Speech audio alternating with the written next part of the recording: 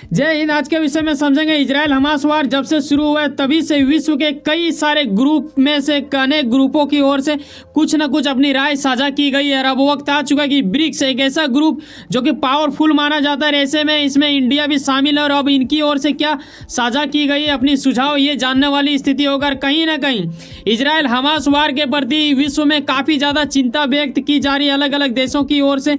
तो आइए step by step समझते हैं कि आखिर ब्रिक्स ने क्या कहा है। यकीनन आपको पता होना चाहिए कि ये 5 देशों से मिलकर बना है, जिसमें कि इंडिया एक खास देश इसमें माना जाता है। जैसे ब्राज़ील हो गया, रूस हो गया, इंडिया हो गया, चाइना, साउथ अफ्रीका। इनके बारे में बताना चाहूँगा कि साल 2023 यानी इसका अगर आप देखें तो समिट हो चुका है और ये रामाफोसा के इलाके यानी साउथ अफ्रीका में की गई थी और अब वक्त आ चुका है कि इस बार भी वही कर रहे हैं। लेकिन इस बार क्या हो रहा है कि ये जो साझा की जाएगी अपनी राय ब्रिक्स की ओर से, ये वर्चुअल मीटिंग के रूप से किया जाएगा। वर्चुअल का मतलब क्या होगा? एक ऐसा चीज़ जो कि वहाँ पे है नहीं मौजूदगी में, लेकिन फिर भी आपको लगेगा कि वो चीज़ वहाँ पे है। यानी एक तरह से जिस तरह वीडियो कॉल में बात करते हैं बिल्कुल वैसा ही किया जा रहा है, यानी एक दूसरे से ऑनलाइन करके ऐसा कुछ साझा की जाएगी। तो क्या इन लोगों ने दिया? यहाँ एक खास बात ये हो जाता है कि यूएन का महासचिव भी इसमें शामिल होंगे जो कि गाजा संघर्ष को लेकर बातचीत करेंगे। यहाँ पे हमारे देश की तो बात की ही जाएगी, क्या आखिर भारत सोचता है इजराइल हमास वार के प्रति, साथ ही चाइना, साउथ अफ्रीका तो रहेगा, रूस का भी कुछ न कुछ योगदान होगा। तो आओ समझते हैं। बताना ये भी चाहूँगा कि भाई साहब ये हो चुका है बीते कल 21 तारीख को, ठीक है, और यहाँ हर नेता ने अपनी अपनी कुछ न कुछ योगदान दिया है, साझा दिया है। शुरुआत करते हैं चाइना से कि चाइना के शी जिनपिंग ने क्या कहा है, जिसे अमेरिका के बाइडन की ओर से तानाशाही भी कहा जाता है। इनके ओर से कहा गया कि इजराइल हमास संघर्ष के एक तरह से युद्ध विराम हो जाना चाहिए, ठीक है, ये चाहते हैं कि शांति हो जाए। साथ ही जिन लोगों को बंधक बनाया गया है उसे रिहा किया जाए, ऐसा उन्होंने अपील किया, जो कि एक तरह से आप देखो ना तो मानवता के हित के लिए ही इन्होंने बोला, एक अच्छा शब्द इन्होंने रखा। लेकिन यहाँ बिल्कुल दुर्भाग्य वाली बात ये हो जाएगा जब आप वीडियो के अंत में समझोगे कि इजरायली पीएम का क्या अपने आप को मतलब एक तरह से वो समझ रहे हैं या फिर ईगो के अंतर्गत आ चुके हैं, पता नहीं क्या कर रहे हैं। लेकिन उनका एक अलग स्टेटमेंट आया जो कहीं ना कहीं इन ब्रिक्स वालों की ओर से जितने भी राय दी गई एक तरह से धजिया उड़ा देना या फिर बाकी यूएन की ओर से जो भी कहा गया इन चीज़ों का मतलब मजाक कर देना, ऐसा कुछ स्थिति लगेगा आपको।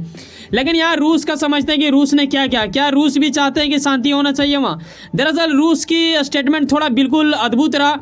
यहाँ आप देखते हो कि पुतिन की ओर से कहा गया कि भाई साहब यहाँ ये हो रहा है ना कि अमेरिका ने एक तरह से अब समझो ना तो मिडिल ईस्ट की ओर मतलब शांति की संभावनाओं को ख़त्म ही कर दिया है, यानी संभावना ही नज़र नहीं आ रहा है पुतिन जी को। इन्हें लग रहा है कि ये शायद मतलब शांत होगा ही नहीं, ये वार चलता रहेगा। अब देखने वाली बात होगा। देखो इसमें कोई शक नहीं है कि बाइडन की ओर से पुतिन को बहुत ही सताने की कोशिश जद्दोजहद प्रयास आज भी जारी है इनका, और कई प्रकार के प्रतिबंध लगा दिए। कहीं ना कहीं वो गुस्सा उनके स्टेटमेंट में देखने को मिलता है, तभी शायद ऐसा कुछ बोला जा रहा है, ये भी आपके मन में शायद आ सकता है। लेकिन कहीं ना कहीं उनका अगर आप देखो हर सिक्के के दो पहलू होते हैं, दूसरे तरीक़े से अगर आप समझने आकलन करने की कोशिश करोगे तो शायद उनका ये भी कहना है कि अगर ये शायद इन्हें सपोर्ट ना करते तो ऐसा नहीं होता। लेकिन क्या लगता है कि इजराइल को ज़रूरत था यूएस का, या फिर यूएस जानबूझ के इजराइल का सपोर्ट कर रहा है? क्योंकि इजराइल एक ऐसा कंट्री है ना जिनके यहाँ के लोग इतने बड़े बड़े कंपनीज में ऑन करते हैं ना चीज़ों को, मतलब पूरा विश्व को एक तरह से कंट्रोल करने की क्षमता इन्हीं लोगों के अंदर है भाई। तो ये जो पूरे विश्व को कंट्रोल करने की कैपेसिटी रखता हो उन्हें आप हल्के में नहीं ले सकते हो, ठीक है। तो ये भी एक वजह हो सकता है कि सुपर पावर बाइडन की ओर से या तो सहयोग दिया जा रहा है या फिर उनकी मजबूरी है।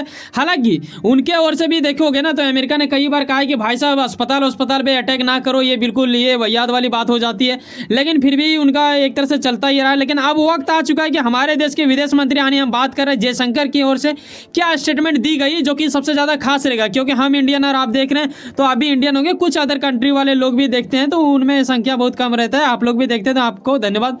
यहाँ आते हैं इनके ऊपर। देखो डिजिटल, जैसे कि मैंने आपको शुरू में ही बताया कि ये वर्चुअल रूप से मीटिंग की गई थी ब्रिक्स की, जो कि आयोजित किया गया था और ये 21 तारीख को हो चुका है। इसमें रामाफोसा के नेतृत्व में किया गया, साउथ अफ्रीका के नेतृत्व में ही हुआ है। ऐसे में यहाँ ये देखते हो कि गाजा को लेके इंडिया ने आज दिलाया कि भाई साहब 70 टन मानवीय सहायता भेजी गई है इंडिया की ओर से। देखो ना, इंडिया ना हमेशा हमारे परंपरागत रूप से सब चलता आ रहा है, ठीक है। चाहे कुछ भी हो जाए, हम सबसे पहले मानवता को बचाने के हित के लिए ही सोचते हैं, और यही हमारे देश की सबसे बड़ी खास है। तभी तो हर वो लोग हमें आज भी जानते हैं विश्वगुरु के नाम से, और एक तरह से आजकल विश्व मित्र भी हम बन चुके हैं। भारत एक अद्भुत, ये तेजी से बढ़ता हुआ नजर आ रहा है विश्व को। एक तरह से कहीं ना कहीं एक उम्मीद रहता है भारत के ऊपर, जब भी कोई दो देश लड़ता है तो कहीं ना कहीं भारत को याद किया जाता है कि शायद इनके बाद दोनों देश माने। आज मोदी जी के प्रति जितना बोले उतना कम। जयशंकर जी की ओर से ये भी कहा गया कि मोदी जी कई सारे नेताओं से बात कर रहे हैं, विश्व के अलग अलग लीडर लोगों से, ताकि इन चीज़ों के ऊपर कंट्रोल किया जाए, एक तरह से शांति लाया जाए। लेकिन यहाँ जयशंकर की ओर से एक स्टेटमेंट दिया गया, वो ये कि 2 स्टेट होनी चाहिए, यानी 2 राज्य की यहाँ पे बात की गई है। देखो, इसके बारे में कई सारे देश के नेताओं की ओर से भी ऐसा बयान आया है जो इनके बारे तर्क देते हैं। उन लोगों का कहना है कि देखो 2 ऐसे राज्य हो जाना चाहिए। अब देखो 2 राज्य को आप 2 देश भी समझो। यहाँ इस मैप के माध्यम से आप क्या देखते हो, 1947 में जब हम लोग आज़ाद हुए थे तब इतना कुछ था फिलिस्तीन। उसके बाद कितना वाइट जो दिख रहा है आपको हल्का हल्का, ये इजराइल था। फिर इजराइल देखिए इतना हो गया। उसके बाद क्या होता है कि 1967 में भी एक युद्ध किया था इजराइल ने। उस टाइम 6 कंट्री इसके ऊपर टूट पड़े थे। 6 दिन में ही शायद ये सब लिपटा दिया गया था। काफ़ी गजब की इतिहास है इनका, जब आप पढ़ोगे तो आपकी रूह कांप जाएगी, ऐसा कुछ कांड हुआ था। तो ये उस वक्त इतना कुछ कब्जा कर लिया। और अब 2005 का जो आप देख रहे हो यहाँ है, अभी 2023 चल रहा है, तो अब अंदाजा लगाओ कि अब कितना ज़्यादा क्षेत्र ये ले लिया होगा। इन दिनों तो गाजा में भी ये नॉर्थ साइड में कब्जा करने की स्थिति ले आया है। तो विश्व की कई ऐसे देश भी हैं जो इजराइल को आखिर देश मानता ही नहीं है, ठीक है। इंडिया का यही कहना है कि भाई साहब 2 देश बनाओ ना वहाँ पे। ये क्या मतलब चोचलाबाजी लगा के रखा है कि एक ही है, उसके ऊपर वार चल रहा है। देखो, मैं बताना चाहूँगा कि यूएन ना काफ़ी तरीक़ा से सहयोग भी देने की कोशिश करता है, ठीक है। अभी जैसे कि इस मीटिंग में भी यूएन का महासचिव एक तरह से जुड़े हुए हैं वर्चुअल रूप से।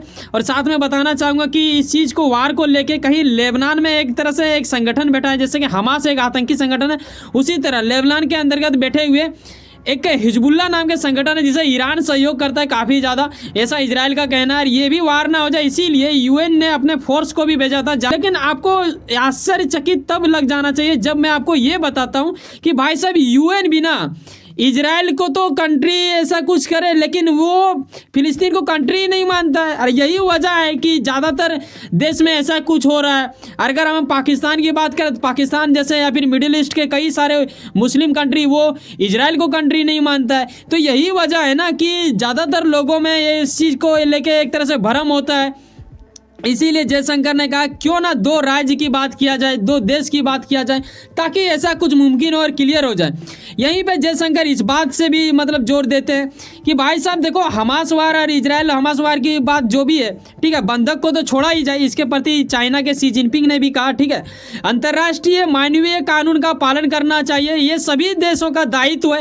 और यकीनन जब तक आप अंतर्राष्ट्रीय नियमों का उल्लंघन करोगे तो कोई भी देश उस टाइम सुकून से नहीं रह सकता। और आपको ये भी समझना चाहिए, आपके इर्द गिर्द में अगर खुशबू है तो उसको भी आप रोक नहीं पाओगे, इर्द गिर्द में भटकता है, बहती है। उसी प्रकार अगर आपके देश के अगल बगल में अगर कोई बदबू आ गया तो आपके तक भी आएगा। इसी तरह होता है ना भाई, हर देश को ये कहीं ना कहीं दायित्व निभाना पड़ेगा। मानवीय एक तरह से जहाँ नहीं हो रहा है पालन, वहाँ भी करवाने की जद्दोजहद प्रयास करना पड़ेगा। लेकिन साथ ही आतंकवादियों के भी खिलाफ हमारे देश के विदेश मंत्री की ओर से बोला गया कि जब आपको पता है कि 7 अक्टूबर से ये वार शुरू हुआ था 5000 रॉकेटों के साथ, हमास जो कि एक आतंकवादी संगठन है, लेकिन साथ में ये भी याद रखना भाई साहब, इंडिया ऑफिशियल रूप से हमास को आतंकवादी घोषित नहीं करता है। ये मैं फिर से बोलना चाहूँगा, इंडिया हमास को आतंकवादी घोषित नहीं करता है, ठीक है। तो ये चीज़ जान लेना, ये ना समझें हवा में कि ये इंडिया कह रहा है आतंकवादी। लेकिन जिस तरह हमला किया गया उस चीज़ को लेकर बोला जा रहा है कि ये एक आतंकवादी टाइप का हमला, ऐसा पीएम मोदी ने भी शुरू में कहा था। इनके ओर से ये कहा गया कि मैं आतंकवादी के सपोर्ट में नहीं हूं और ये बिल्कुल एक तरह से जायज़ नहीं है। नागरिकों को जल्द से जल्द छोड़ना चाहिए और माफ़ करने की स्थिति तो ये नहीं की जा सकती है। अगर किसी आतंकवादियों की ओर से हमला किया जाता है किसी देश के ऊपर तो यकीनन उसके प्रतिक्रिया में कुछ ना कुछ जवाबी कार्रवाई करना पड़ेगा। साथ ही यहाँ आप ये भी अंदर स्टेप में देख लो कि यहाँ आप देखते हो कि दक्षिण अफ्रीका जिनके ओर से एक तरह से होस्ट किया ही गया था, रामाफोसा वहाँ के जो लीडर है उन्हीं के ओर के नेतृत्व में ये हुआ। यहाँ पे इजिप्ट भी शामिल हुए थे, यहाँ आप देखते हो कि, और ब्रिक्स के देश वाले तो शामिल हुए ही, जैसे कि ब्राज़ील हो गया, इंडिया हो गया, चाइना हो गया, रूस हो गया, ठीक है, और एक साउथ अफ्रीका तो खुद है ही। लेकिन समझने वाली बात ये होगा कि ये वीडियो जब मैं रात को बना रहा था और जब मैं सुबह देखा एक आर्टिकल, एक ऐसा आर्टिकल, तो मुझे मतलब काफ़ी ज़्यादा चिंता लगा कि भाई साहब जो ब्रिक्स ने किया, एक तरह से यूएन ने जो अपनी राय रखा वो बिल्कुल बेकार होता दिख रहा है। इजराइल के पीएम नेतन्याहू का ये कहना है कि भाई साहब अगर बंधक की समझौता हो भी जाए, यानी वो हमास की ओर से अगर बंधक लोगों को छोड़ दिया जाए, उसके बावजूद भी ये हमास के खिलाफ युद्ध जारी रखेंगे। ये बिल्कुल वाहियात लग रहा है मुझे। अब अपनी राय अवश्य दे सकते हैं, यहाँ पे देख सकते हो स्टेटमेंट में, जो कि आज ही के दिन आ चुका है इनका आर्टिकल में। ऐसा सुनो ना कहीं आप कुछ ना कुछ काम करते होंगे, लेकिन अपने काम के प्रति काफी ज्यादा उम्मीद रखते होंगे, यकीनन आपका मेहनत आपका मंजिल बनकर मिले। वैसे सुनो ना, सब्सक्राइब कर लो वर्ल्ड अफेयर्स पॉलिटिक्स और जुड़े रहो मुझसे। चलो मिलते हैं किसी नेक्स्ट वीडियो में। जाने से पहले एक बात ख्याल रखना, एक सब्सक्राइब जो बिल्कुल फ्री होता है करके जाना। और बताना चाहेंगे कि भाई साहब यहाँ आपको मिलता है वर्ल्ड अफेयर से जुड़े हर वो मामले जो अपडेटेड न्यूज होते हैं, उसे बड़े ही सरल शब्दों में विश्लेषण करके आपको बताया जाता है। यानी आप इसे शॉर्ट में आरएनए भी कह सकते हो। आप किसी भी एग्जाम की तैयारी कर रहे हो, चाहे वो यूपीएससी हो, आईएएस हो, या फिर छोटे बड़े हर वो एग्जाम के लिए करंट अफेयर्स काफ़ी ज़्यादा मायने रखता है। ओनली 29 रुपीज़ पर मंथ के जरिए आपको मिल सकता है हमारे चैनल के सदस्यता। आप चाहो तो आपकी मर्जी ले सकते हो। मिलते हैं किसी नेक्स्ट वीडियो में। बाय, जय हिंद, जय भारत।